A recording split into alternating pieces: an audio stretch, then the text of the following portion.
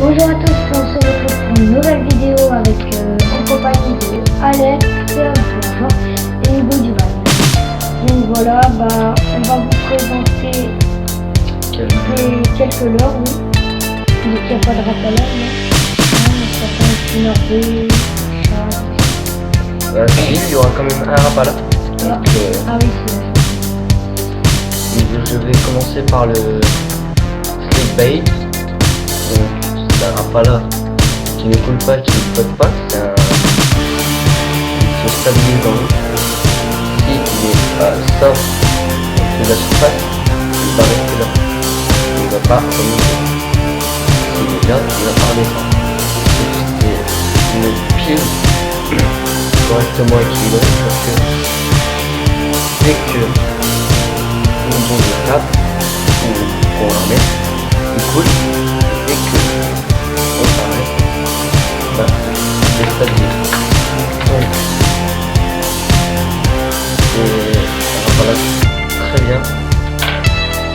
Les eaux peu profondes mais pas aussi profondes et pas très encombrées. À force de faire des tapes, on va quand même arriver vers le fond. Donc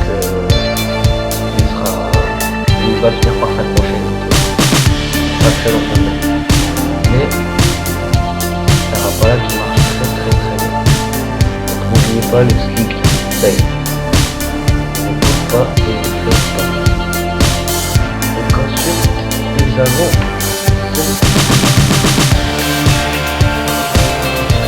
le Spinner Bait. Hier le reste, c'est ça. Vous voyez le poisson là.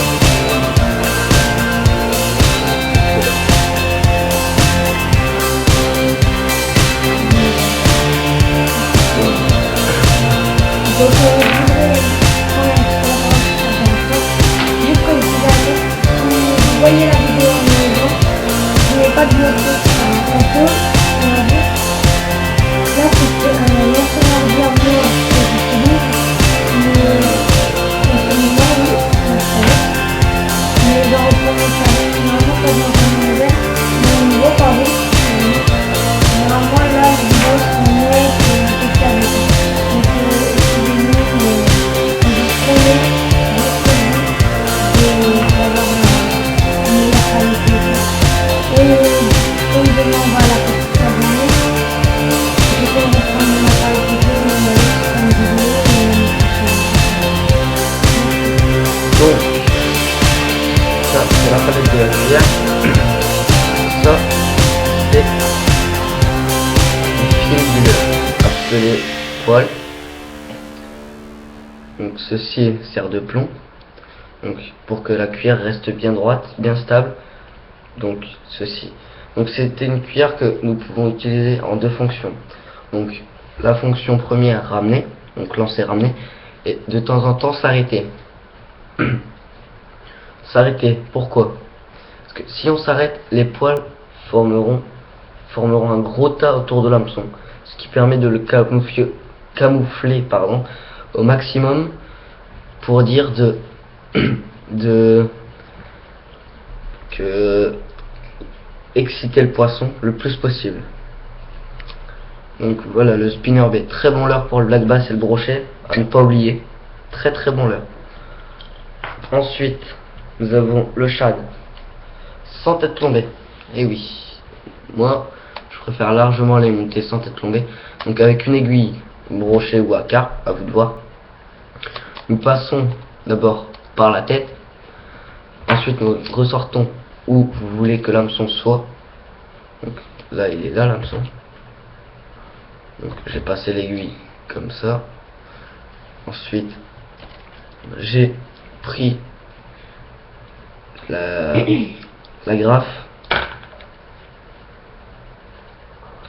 Donc cette agrafe, je l'ai passé dans tout le leurre. Ensuite l'hameçon a su parce que il faut le monter d'abord. Donc et quand on plante, voilà. Et donc ensuite ça fait ça et bien sûr c'est monté en bas d'une cape d'acier. Donc voilà. Bien sûr c'est à donner avec des à-coups assez forts pour dire d'avoir une ondulation correcte. Oui, pour bien prendre du poisson surtout. Donc ensuite, le deuxième type de shad. Donc cette fois-ci, il n'a pas de courbure, il a rien, il est droit. Donc c'est pareil, donc sans tête plombée. Vous pouvez aussi bien le monter en tête plombée, hein. Mais je préfère comme ça, puisqu'on se rapproche beaucoup de l'hiver. Donc oui, maintenant on y va. Donc là, je l'ai monté en hameçon triple. Donc en hameçon triple sur grand bas de ligne. Très très grand bas de ligne. Désolé Hugo. C'est pas grave, t'inquiète. Donc c'est pour nos abonnés. Enfin, on n'en a pas encore, mais on va en avoir, je pense. Donc, En espérant. alors là, nous avons le shad. Donc le shad, très important dans la gamme de leurre. Ensuite, nous avons deux types de shad aujourd'hui. Donc le shad avec la queue recourbée. Donc avec des coupes sur la queue.